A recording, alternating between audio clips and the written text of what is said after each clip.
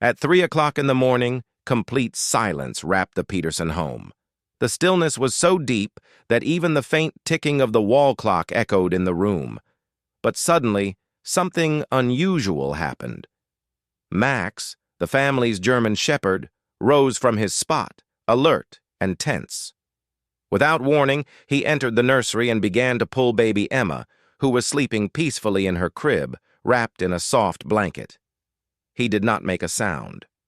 The only noise came from his paws, brushing against the wooden floor. Moments later, Sarah and Mark, startled by strange rustling sounds, woke up in confusion. The baby monitor beside their bed crackled faintly.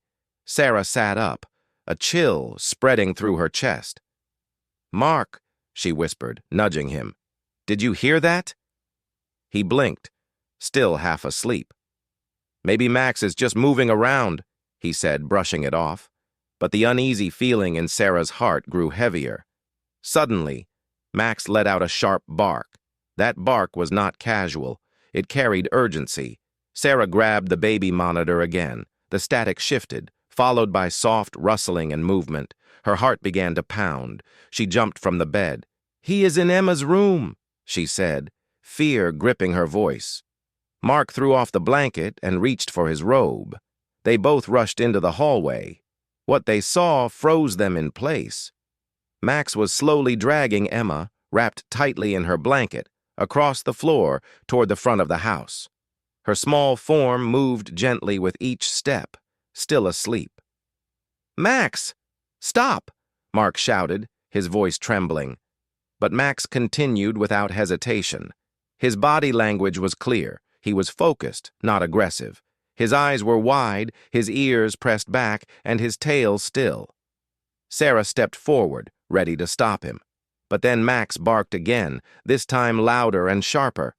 It was not anger, it was a plea. It was as if he was asking them to follow. Confused and terrified, Mark and Sarah ran after him as he pulled the baby through the living room and toward the front door. As they neared the entrance, Mark suddenly paused. A strange, bitter scent hit his nose. It was sharp and unnatural. "Wait," he said. "Do you smell that?" Before Sarah could respond, he turned his head toward the kitchen. Through the darkness, faint flickers of orange glowed behind the doorway. His breath caught in his throat. "Sarah." "There is a fire," he whispered. A wave of fear washed over them. That is when everything became clear. Max had sensed the danger long before any alarm sounded. He had felt the threat in the air. While they slept peacefully, their loyal dog had already taken action to save their child. They sprinted to the front door. Mark scooped Emma into his arms as Sarah pulled it open. Cold morning air rushed in. Max bolted outside, glancing back once to make sure they were behind him. The family stepped onto the front lawn, breathing heavily, surrounded by silence and darkness, except for the eerie glow now growing inside their home. Mark held Emma tightly. She stirred slightly, eyes still closed. Sarah wrapped her arms around both of them. Max stood beside them on the grass, his chest rising and falling from exertion. His eyes never left the house. Within seconds, thick smoke poured from the kitchen window. Flames crawled up the walls and reached the ceiling. Sarah gasped, covering her mouth. "The fire."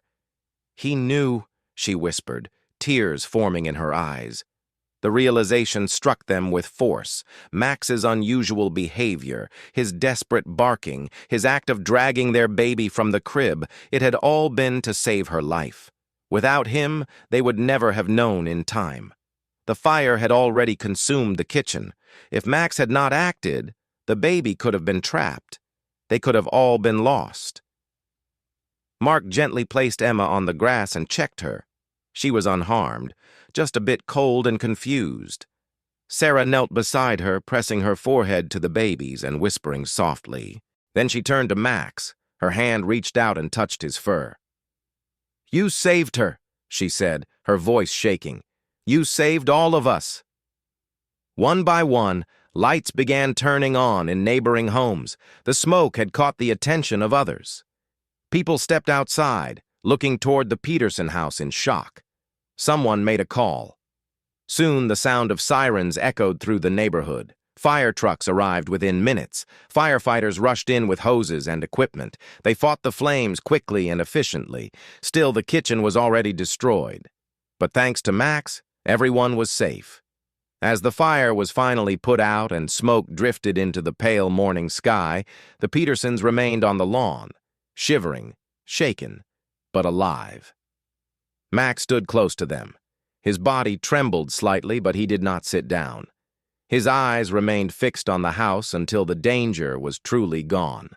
One firefighter approached and knelt beside him. He patted Max on the head and said with admiration, "Smart dog." Mark and Sarah did not say much. Their emotions were too strong to put into words. Sarah leaned into Max and whispered, "You are our guardian angel." Max's ears twitched at her voice. He leaned into her side and let out a quiet breath. His tail wagged, slow and steady. The sun began to rise. A soft pink and gold light spread across the sky. The horror of the night gave way to calm. Neighbors stood around them, murmuring in awe. One woman stepped forward, her voice filled with disbelief. "I saw your dog pulling the baby," she said. "At first I thought it was something terrible. But then the smoke. I realized. He knew. He saved her." Sarah could not stop the tears. She held Emma close and looked at Max. Her voice cracked. "You are not just our pet. You are family. You are our hero." Mark glanced at the scorched window of the kitchen. The damage was serious. But nothing mattered more than the lives they still had. If it had not been for Max's instincts, they would have lost everything. He reached down and hugged Max tightly. As the firefighters packed up and neighbors slowly returned to their homes, the Peterson family remained on the grass, closer than ever. Their dog had not only saved their child, he had shown them what loyalty truly means.